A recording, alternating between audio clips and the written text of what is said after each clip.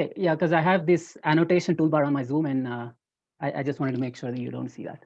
All right, so let me start. Not exactly sure how many in the audience uh, work on this type of stuff, but anyway.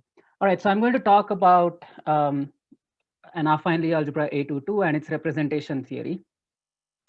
Let's see, how do I? Okay, and before I begin, even though the title says A22, actually, I should mention that my co-author Matthew Russell is also in the audience, and this is based on our paper, which you see here on arXiv. Okay, so I should mention that even though the title says this is A22 at all levels, there is always some sort of rank level duality that's going on. So these Q series that I'll present will also end up being characters of some other Lie algebra, A2n upper 2 at level 3. Turns out that these Q series will also be characters of certain Virasoro minimal models, Virasoro 3P, and you take P to be, well, you have to take P to be co-prime to 3, but if you write down the character formula for these, in that character formula, you can plug in any value of P that you want. So technically, all those are also considered here. And I'm not an expert on Jones polynomials, but it looks like these are also the tails of colored Jones polynomials for certain torus knots. I don't exactly know if I'm talking about torus knots or their mirrors, but anyway, it is, just remember the numbers. It's torus knot 3P. Those are what are going on, in case you're interested in this. Okay, so let me begin. Let me tell you what this is about. This is about partitions mainly. That's where it is motivated from, but at the end will be completely in the realm of Q series. So partitions are just, as you know, you just take a number and write it as sum of other numbers, for example, in this first line here that you see. And then you can write down its generating function. So write down how many partitions you have, multiply it with Q to the n, and you will see that it is this infinite product. I'm not ever going to bother with analytic conversions. These are all formal power series for me. So in other words, how do you understand this 1 over 1 minus Q to the n? Well, you have to expand it as a geometric, infinite geometric series. All right, and you will see such infinite products quite often, so it's best to introduce some notation. This is a very common notation. These are called Procamera symbols. So A is some parameter. Q is our formal variable that we have. A is also a formal variable. And think of these as some sort of factorials. You start with 1 minus A, then you keep multiplying every term. You keep multiplying A with Q in every term, and you take J terms total. That's why you stop at J minus 1, because you started at Q to the 0. So if you start at QQ, then you get this nice product. You can take this to infinity, then you'll get infinite product. And you might need to multiply several of these products. So if you need to do that, then I'll just list out the parameters in front of Q. This is a very common notation. So and I will be using quite a bit going forward. All right. So let me tell you about Rogers-Ramanujan identities. These are going to be crucial for us. They deal with partitions, and they say that if you take a number, positive integer n, then look at all the partitions where the adjacent parts differ by at least 2. So list out all those partitions and count how many there are.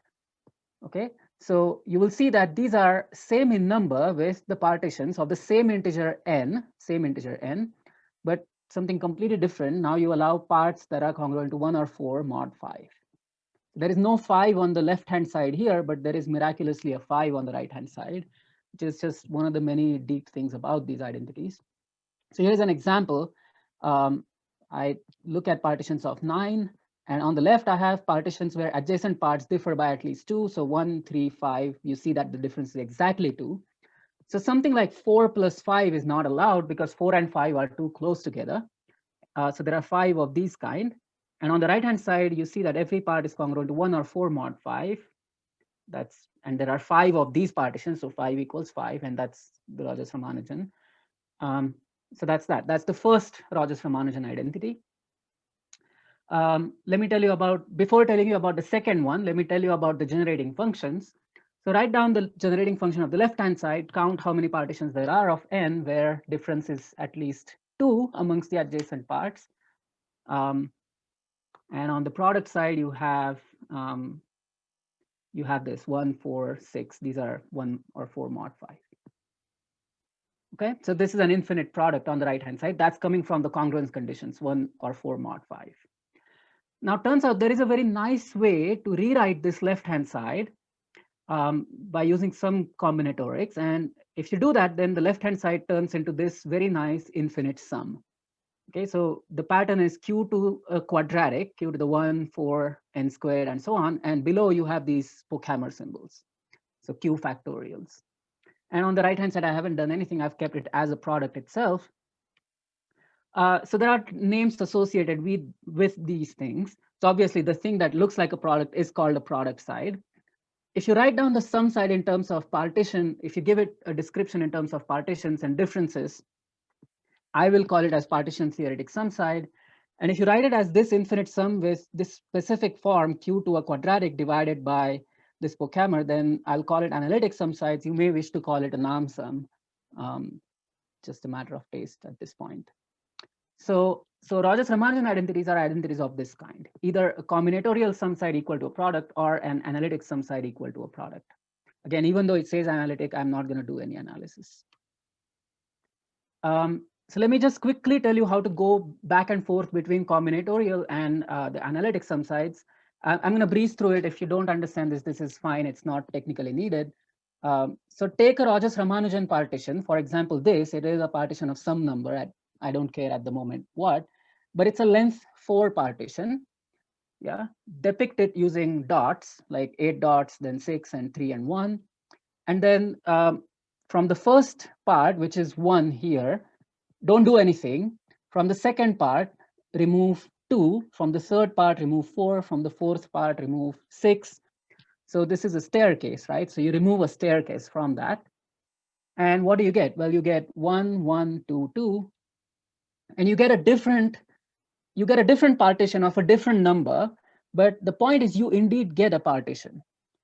For example, if you only had 3 dots and you were trying to delete 4 dots, you will not get a partition. You'll get a negative number. Or if the difference between the adjacent parts was less than 2, then again, you might not get a partition. You might get a part that is bigger, but then a smaller, and then it might become haywire. Anyway, so on the left-hand side, I have Rogers-Ramanujan partitions of length 4, and these are in bijection with, if you do this procedure, just plain partitions of length 4 of different numbers, but just consider the totality of these kinds of partitions and these kinds, and then there is a bijection.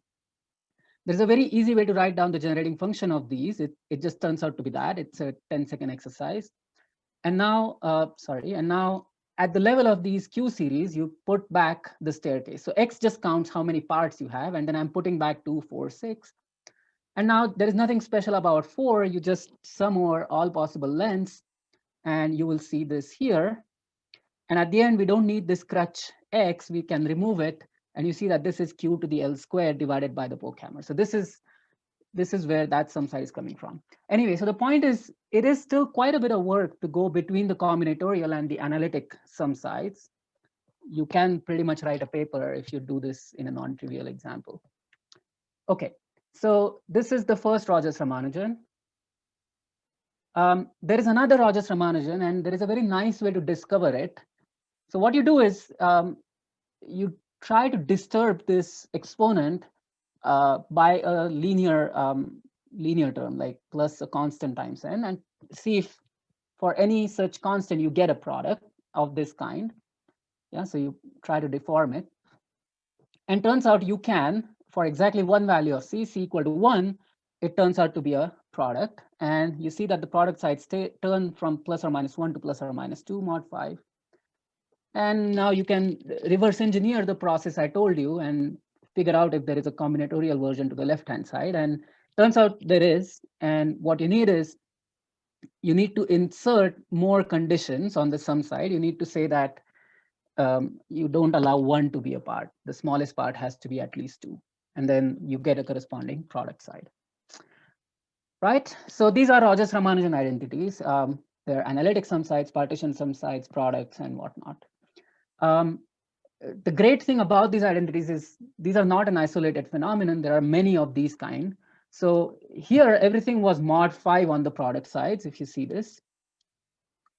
You can ask what happens for other moduli. So sure enough, for mod 7, there are identities, there are Andrews-Gordon identities. And then instead of adjacent parts being differing by at least 2, you say that parts at a distance differ by at least 2. And you get something mod 7. Again, you can do certain procedure to get the analytic sum sites. It may not be as easy as I told you, but there is a procedure, I guess. And again, you can disturb the coefficient, exponent of Q with a linear disturbance and see what you get. And you'll discover there are more identities. So you have these at odd moduli. And for even moduli, there are these things called Andrews-Bourseau identities. So it's a very nice family of identities that you have here. All right, it doesn't matter. You don't have to remember exactly what this is. Just remember that this is an odd and even modular generalization of Rogers Ramanujan. And for us, what is going to be the problem is we will be given products. They will come from Lie algebras. And the point will be to figure out sums, either combinatorially or analytic sum sites, just whatever. And the sums may not have anything to do with the Lie algebras. The only reason we are in the world of Lie algebras for the purpose of this talk is there is a meta principle that there is going to be some side. So we first want to find out what it is, and then maybe someone else can do the algebra and see what it is. Like to actually prove that, I mean, anyway. So here's the context, since it's a representation theory seminar. So let's take G to be an affine Lie algebra. And if it has rank T plus 1, then you will have a bunch of positive roots, 0 to, let's say, T. 0 is the affine node if you want. And let's take an integrable highest weight module for G. I know this is going to turn someone in the audience off. I'm sure people like to work with admissible but non-integrable levels. I'm looking at you, Jinwei, but it's fine. There is still a lot to be done at integrable levels. Okay, so look at integrable levels, and let's take a highest weight lambda, and look at this module, L lambda. These modules have what is called a level attached to them. It's just some number attached to these modules, which is a positive integer. I guess it could be 0, but I'm not going to talk about 0. And what you do is you look at the character of these guys. So the character is in a certain formal power series ring. It has a little bit of a thing sticking out. It's e to the lambda. Lambda is the highest weight, and I'm going to delete that instantly. So I'm just going to not worry about this highest weight. The character is always going to be in this formal power series ring. And what I'm going to do is I'm going to principally specialize, which means that all these indeterminates, if you want to call them that, I'll be specializing them to Q, just plain Q. This is called a principal specialization. Of course, you can talk of other specializations, but I'm not going to do that. The reason is that there is a theorem. I mean, it follows from a Wildcat's character formula and Lepowski's numerator formula that these principally specialized characters are infinite periodic products. Okay, so let me show you some examples. Infinite periodic products, we have seen those, the products that come up in Rogers Ramanujan identities. So let's look at the simplest, A11. And if you look at the basic modules, you get this very simple looking product. It's just the product over odds, Q to the odds. Yeah, I'm going to give it a name. Let's call it F of Q. And if you look at level 3, then you get this F multiplied with, yeah, you see this Rogers Ramanujan 2, congruent to plus or minus 2 mod 5. And for the other two modules, you get plus or minus 1 mod 5, apart from this little product here. So remember, we are working with principal specialization. There is obviously an outer automorphism of the A11 Dinkin diagram. which is why you see this, that the character of two modules get paired up. Lambda 0 and lambda 1 are outer automorphic, and so you get the equality. Anyway, so this is the reason that we care about these identities, that they come up immediately from characters of affine Lie algebra modules. Okay, so the product sides, as I told you, they come from these things. This f of q is called the fudge factor. You remove it. And the sum sides are the place where you have to really work hard. So in the context I told you, level 3 SL2 hat, this was first demonstrated by Lepowski and Wilson using what they called Z algebras. So they explicitly built a basis of these modules, and the basis vectors were enumerated by these difference 2 conditions in the sum side. And so you have a proof of Rogers-Ramanujan identities. They prove that such a thing is a basis. So on one hand, you have a character, on the other hand, you have basis. So just they're equal, and you get Rogers-Ramanujan identities completely using representation theory. And these Z algebras, if you want to think about them, they are just some sort of intertwining operators for the parafermions. So there is that. They used to be called Z algebras, but now we have modern terminology for them. There are obviously a lot of other ways to dig out identities out of these affine Lie algebras.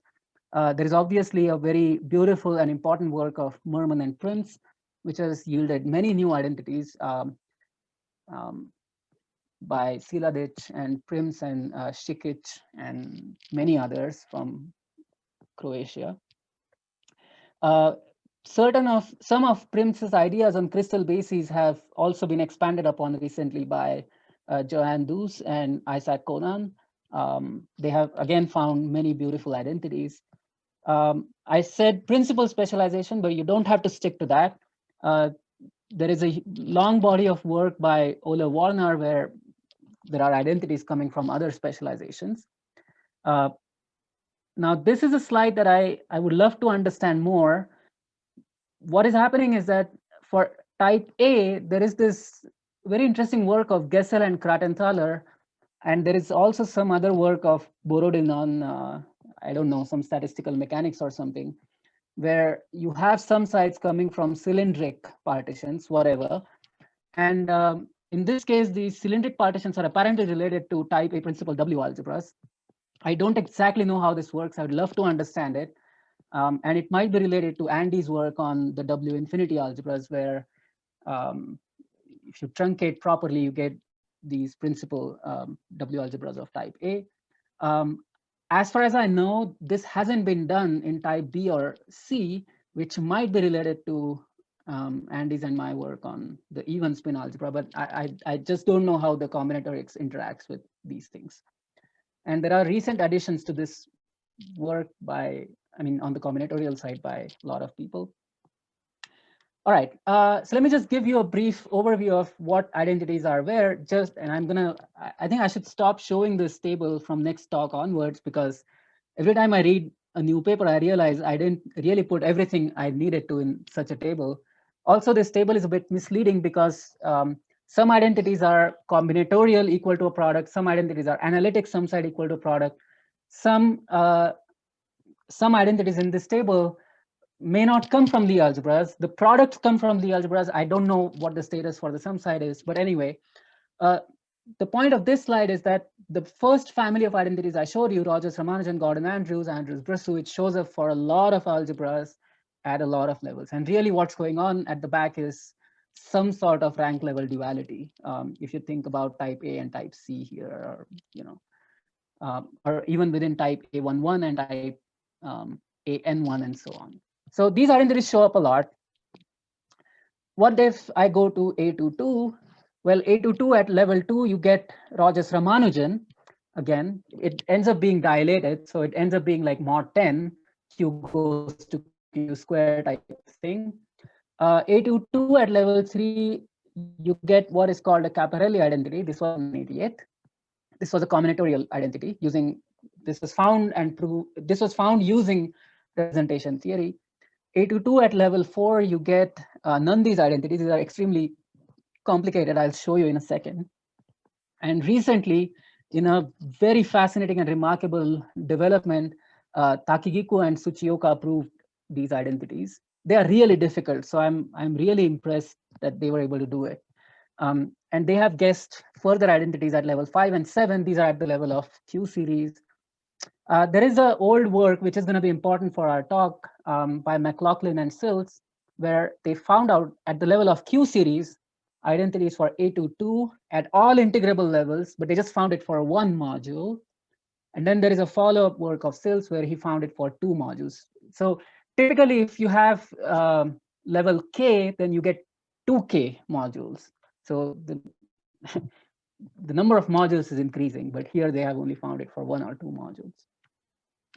Okay, for Lie algebra A52 at level 2, I did investigate it in my thesis. You get what are called Golnitz's Gordon. At A92, we were, Matthew and I were able to conjecture some identities, which were, again, remarkably very quickly proved by Brinkman, Jennings, Schaefer, and Malberg. Then there is recently some conjectures on A13 too.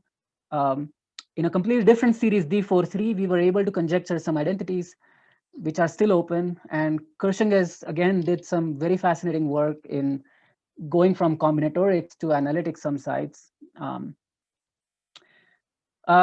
Going to A21, there is a work of Andrews and Schilling-Warner, Andrews, Schilling, and Warner.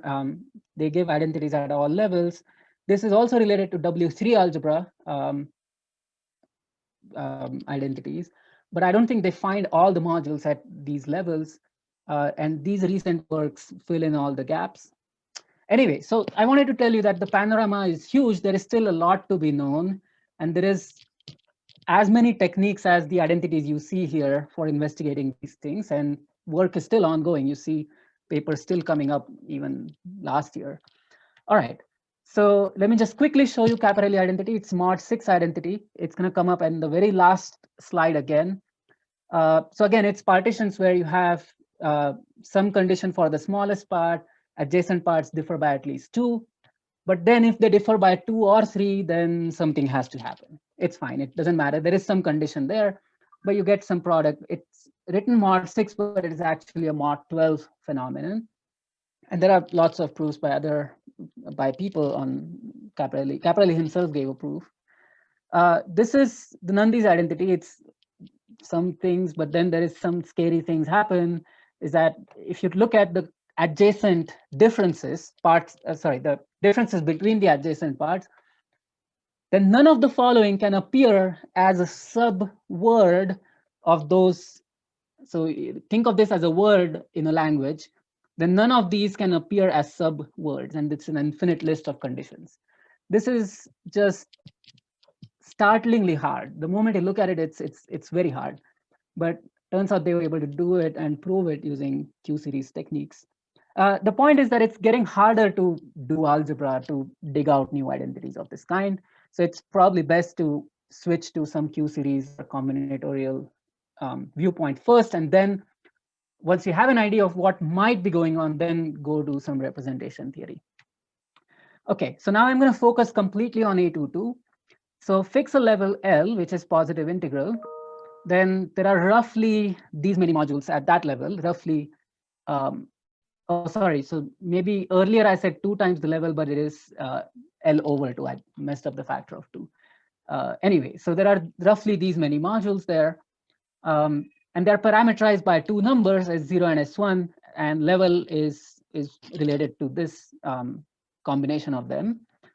And these S0 and S1 are non-negative integers. And now what I'm going to do is remember that FQ that I had in SL2 hat. The level 1 was FQ, and then for Rogers Ramanujan, I had that FQ coming up. So the representation theoretic way of getting rid of that FQ is to look at the space of highest weight vectors with respect to principal Heisenberg subalgebra. So that way you forget that FQ factor that was there. And I'm going to do principal specialization. A little bit of notation here, but anyway, the point is you still get some infinite product here. Okay, so the character then of this space, whatever principal is specialized, is again an infinite Q product, a Procamera, and it's periodic modulo this number turns out to be twice the level plus 6. Okay, twice the level plus 6. So if you have level 2, then twice the level plus 6 ends up being mod 10. That's what I told you. At level 2, you get Rogers Ramanujan, but dilated. Q goes to Q squared, so you get a mod 10 identity. All right, yeah, 2 times level plus 6, that's the period of the products. And the point is, we have these products. The computer spits them out for you just at a push of a button. What are the sums associated to this? As I told you, there is work already, very hard work on the representation theory side to do it for level 2, 3, 4. But I want to do it, we want to do it using Q series and whatnot. So here is the example. At level 2, you see this mod 10 Rogers Ramanujan dilated. At level 3, you get Caparelli, it is mod 12, whatever. It's just in case you're interested. All right, so now I want to tell you about Bailey pairs. I forget if Anton Milas mentioned these in his talk, but the talk he mentioned it. I think his work with Jennings Schaefer is based on the theory of Bailey pairs. Okay, so what are Bailey pairs? So this is some machinery that Bailey found that was lurking behind Rogers's initial proof of Rogers-Ramanujan identities. And it depends on what are called Bailey pairs. So what are Bailey pairs? It's really just a pair of sequences, beta and alpha, that are related via a matrix equation. So beta is a vector. You can think it's an infinite vector. You can think of it as a sequence. Alpha is an infinite vector, and they are just related simply by this matrix equation. This L stands for lower triangular. It's a lower triangular matrix, and A is some parameter. So you say that beta and alpha form a Bailey pair with respect to the base A. So A is some parameter. Lucy Slater, in 1950s, discovered many such Bailey pairs and deduced like 130 identities of Rogers-Ramanujan type. But the fascinating thing about these things is there is what is called a Bailey lemma. And what it lets you do is, starting from a Bailey pair, it lets you get new Bailey pairs out of the old ones. So you can iterate this, and starting from a Bailey pair, you can go in one direction infinitely as much as you like. There is another direction that you can take, which lets you change the base from A to something else. So doing this first thing, you go one direction. Doing this other thing, you can at any point switch to another direction. So you end up filling what is called a Bailey lattice. There is another thing that's going to come up, base shift, which is due to Lovejoy. Anyway, all right. So it's looking quite likely that I'll not finish what I have to talk. So it's fine. That's all right. But I would like to tell you what these Bailey pairs are. Ask me to go slower if it's not clear. This is really experimental. If you read the papers on this, it might look very daunting, but really, if you have Maple at your hand, it's super easy. I mean, it's at least easy to see what's going on. So given the parameter A, remember the base for the Bailey pairs that I told you about, construct this infinite lower triangular matrix. Infinite lower triangular. So the N and R, they go from 0 to infinity. And it's unfortunate, but in this business, the columns are denoted by R. Okay, you would like the rows to be denoted by R, but never mind. Okay, so this is, you take certain Procamera, certain other Procamera, and you just build this matrix. So the matrix looks like that. Remember, the indexing starts from 0, 0. If you plug in 0, 0, you get nothing except 1. Okay, and it's a lower triangular matrix. You see Procameras everywhere here. Right, so remember that there is a lower triangular matrix that's here, which is consisting mainly of Procameras. Okay, and two sequences, you think of these as vectors, alpha and beta, they form a Bailey pair with respect to A if you get an equation of this sort. Beta is L times alpha. Okay, very easy. And I'll use this as the shorthand. That is, if you expand it out, you just get that beta n, it's that, yeah. Remember, this is a lower triangular matrix, so the column indices can go all the way up to n, and that's it. After that, you're going to get zeros, so that's the relation, that's the matrix. Okay, so does anyone know any Bailey pair? Well, sure. What you can do is just take alphas to be just 1 and then zeros everywhere. then for betas, you will just get the first column of the Bailey of the lower triangular matrix, and that just looks like that.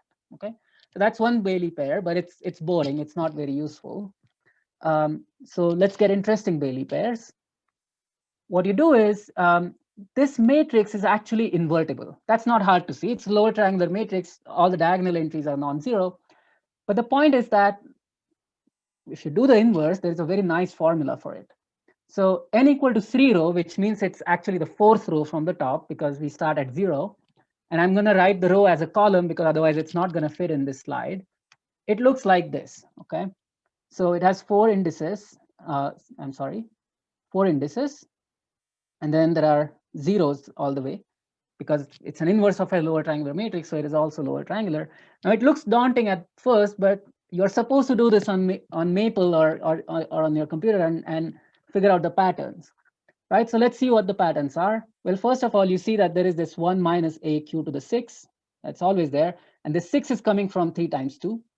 Then you have just a pure q to the something. What that something is, it's triangular numbers, q to the 3, q to the 1, then nothing, and so on. And then you have these alternating signs, plus, minus. Then on top, you again have some Procamers, 1 minus aq, and so on. At the bottom, you again have Procamers, right?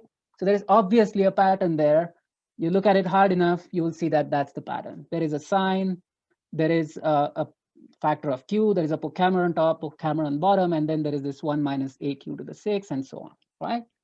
Now, even though I've written it this way, you might say that, oh, there's 1 minus a, so I might not be able to plug in a equal to 1. I'm going to do that next slide. But remember, this Procammer starts at 1 minus a. So they technically cancel. So you are allowed to plug in a equal to 1. I'll do that in a second. But this is the formula for inverse.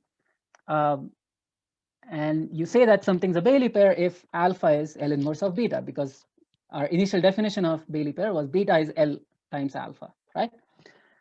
Okay, and so now what you can do is, now you can take betas to be 1, 0, 0, 0, and you will get something non-trivial for alphas, which will be the first column of LA inverse, right? And this is what is called a unit Bailey pair. And so you just plug in R equal to 0, and this is whatever comes out of this formula, right? So this is called a unit Bailey pair with respect to A. Again, in the next slide, I'm going to plug in A equal to 1. But remember, this is not a problem. There is 1 minus A on top here. I'm just going to cancel it with that. That's all that's happening. Okay, so we have a unit Bailey pair with respect to A equal to 1. I literally just plugged in A equal to 1, and this is what I get. I simplify it. This formula doesn't work if n equal to 0. For n equal to 0, you get alpha n equal to 1. And remember, betas are just 1s and 0s. Okay, if you take Bailey pair with respect to A equal to Q, you see this, and you can see the pattern. Anyway, the point is that you can get now non-trivial Bailey pairs. Okay, this factor, this type of factor, 1 minus Q to a power, 1 minus Q, 1 minus Q to a power, 1 minus Q, that keeps popping up a lot. Okay, and really what's happening is there is an A lurking here in front of the Q. If A is 1, that's not there. If A is Q, then it's 2n plus 1. So it is convenient to actually delete this factor. And I'll just delete it by calling whatever new thing I get as alpha tilde. Okay, so if I say alpha tilde, I'm just deleting certain factor just for the notation's sake. Okay, so let me now teach you how to get Rogers-Ramanujan identities out of a Bailey pair, out of the unit Bailey pair. Okay, what I'm going to do is I'm going to need one more thing, one more operation on these Bailey pairs. So what you do is you consider this diagonal matrix. Okay, it has a to the n and q to the n squared on the diagonals. And I want to change the Bailey pairs. Remember, I talked about changing Bailey pairs before. This is one such thing. I'm going to call them moves on Bailey pairs. This is what we call in our paper. And what I want to do is I want to change the alphas by this diagonal matrix and get new alphas. I'll call them alpha prime. Okay, what's going to be the effect? Well, this is a diagonal matrix. So obviously alpha n prime is like so. It's a diagonal matrix multiplying a vector. And then how do the betas change? Right? Remember, beta prime is, again, I'm not changing the base. It's still that lower triangular matrix times alpha prime. Alpha prime is D times alpha. So let's just take an L alpha close to here and then like that. The reason is L times alpha is just beta, which was our old beta, right? So if I change the alpha this way, my beta changes this way. So now what do? Again, you fire up Maple or whatever you like, plug in this matrix and see what you get, right? Then you'll get a formula for what the new beta is. And you see that this is the matrix. And you see that there is again a pattern. 1 AQ, A squared, Q to the 4, A cubed, Q to the 9, and Procamers and whatnot. Very easy to figure out what the pattern is. It's just that. Okay, so the point is that, okay, maybe if you want to look at it for 5 more seconds, it's here, but don't worry about it. The point is that if you have a Bailey pair with respect to a parameter, then you can get a new Bailey pair by changing alphas this way, and the betas are going to change this way. Because remember, this is what I multiplied the old betas with. The beta vector is sitting somewhere here. So again, I'm multiplying it with a lower triangular matrix, and again, this is what's happening. All right, good. So this is a move. I go from one Bailey pair to another by this move. I'm going to call it a forward move because it sort of fattens up these alphas by multiplying with cubed n squared. So if you do this move on the unit Bailey pair, this is the new Bailey pair I'll get. Remember, our unit Bailey pair had betas to be ones and then all zeros. So if I just do this operation, I'll just get R equal to 0 term. R equal to 0 term, A equal to 1. So I just get Q to the 0, which is nothing, 1 divided by Q to the n. So that's where I'm getting beta n's from. And then this alpha, you just have to go back a couple of slides and pull out the formula. Okay, so that's a Bailey pair with A equal to 1. You can do this again, right? You start with now this new Bailey pair and do the forward move again, and you will get this new thing. Yeah, now just plug in this beta prime in place of beta. This is what you get. And this is already looking very nice, very close to Rogers Ramanujan, yeah? Because remember, Rogers Ramanujan had Q to the quadratics divided by Procamers. This is great. This is what we have here, except that this is a finite sum, and there are 2 Procamers I see. Earlier, I just had 1 Procamer. It was just 1 factorial, Q factorial at the bottom. Okay, never mind. We are extremely close. So now what we do is, let's just write the equation that asserts that these are Bailey pairs. So that means that beta n, oh, this should be a double prime, but anyway. So let's just write the equation that says that this is a Bailey pair. That's the equation. You write it down. I just literally plugged it in, the values of A and so on. Now take n going to infinity. Yeah, then I get a infinity Procammer here. And this is whatever you get on the right-hand side. And now I can cancel the infinite Procammer, use what is called a Jacobi triple product on the right, and you get this. Yeah. And I'm not at the moment, I mean, okay, I think I have a slide on what Jacobi triple product is, but anyway, the point is on the left-hand side, I'm getting the sum that we had. And the right-hand side, you see 2, 3, 5, and whatnot on top, and Q infinity at the bottom, which means that I don't allow 2, 3, 5 to be parts. I just allow 1 and 4 to be parts because they appear in the numerator. In the denominator, I have Q infinity. Okay, so this is Jacobi triple product. It lets you have an alternating sum. Here it's represented in terms of positive integers, but you can have it going over all integers, and it lets you do it this way. This is what is the denominator formula for A11.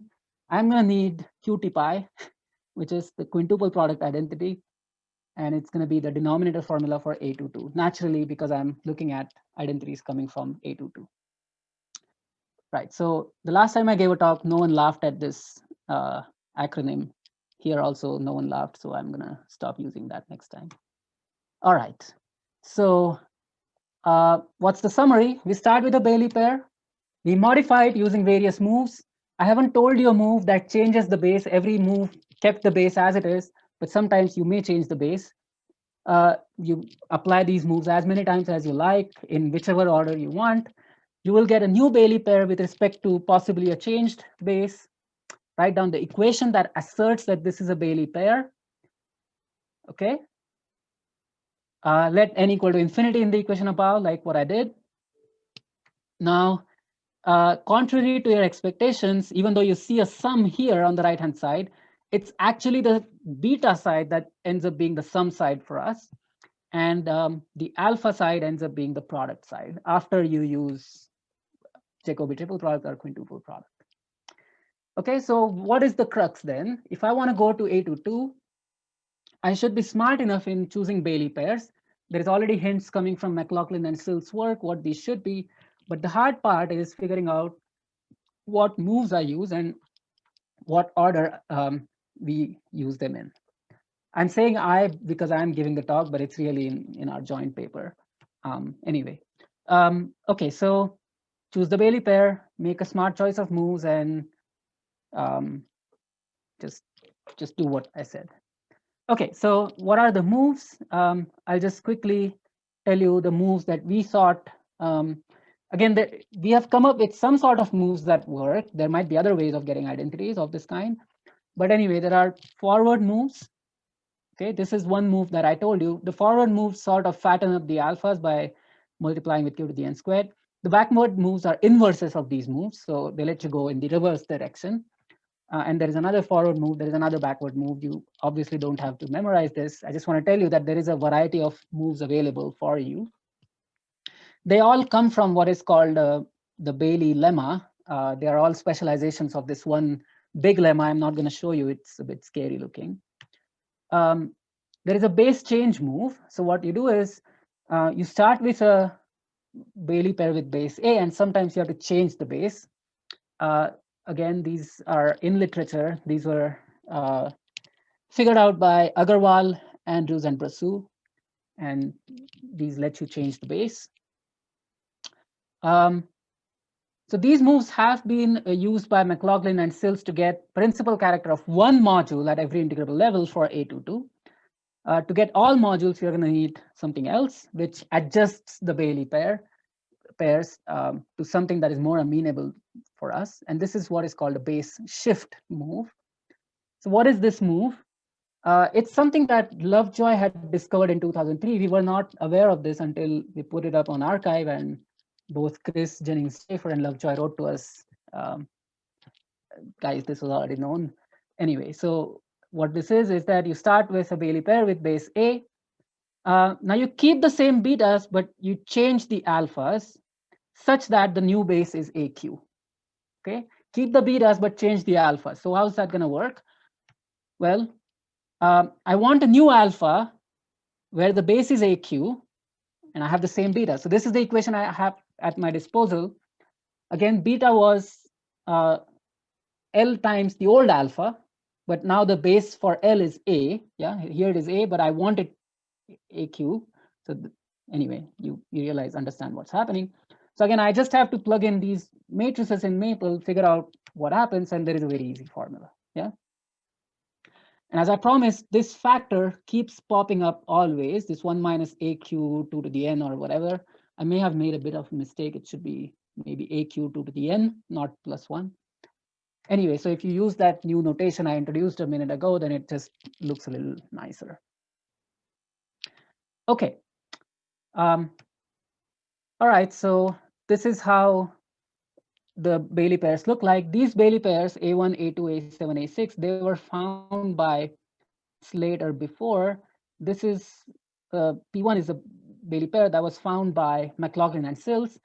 It corresponds precisely, if you care about the Virasoro minimal models, this is the pair, the last one, that you will not see coming from Virasoro minimal models because it corresponds to the identities where the modulus is divisible by 6, which means the level is divisible by 3, which means you're plugging in Virasoro 3, 3 times something.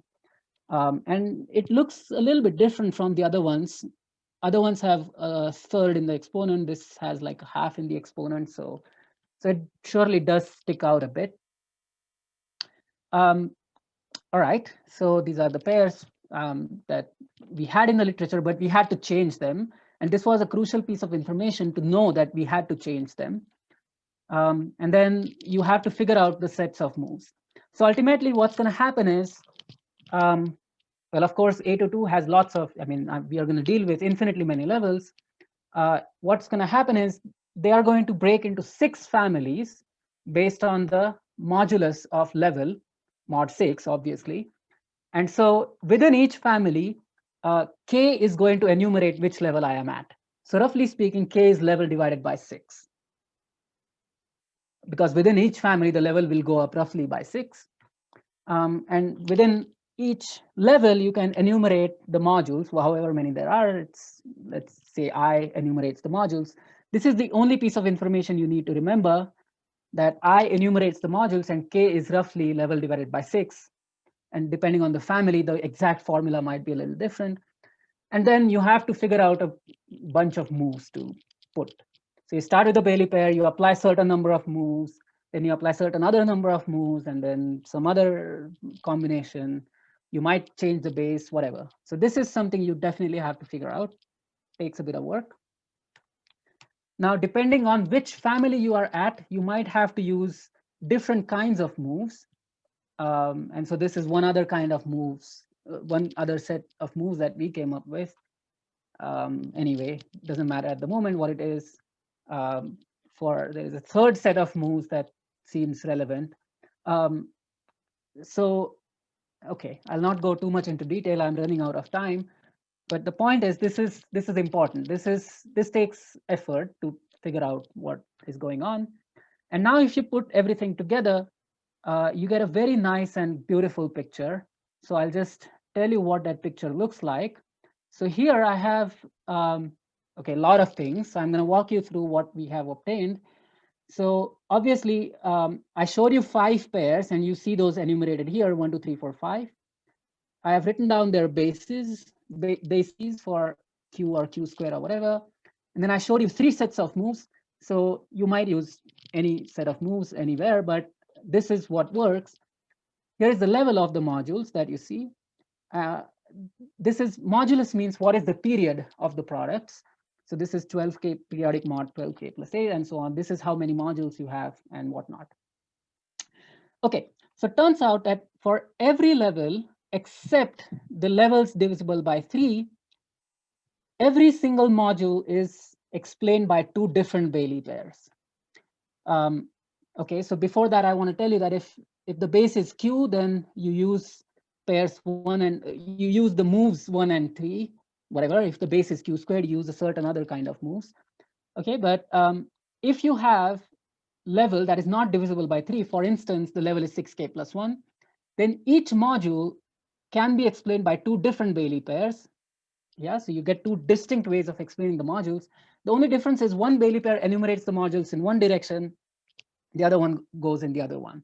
Yeah, S1 is the integer corresponding the weight, fundamental weight lambda 1.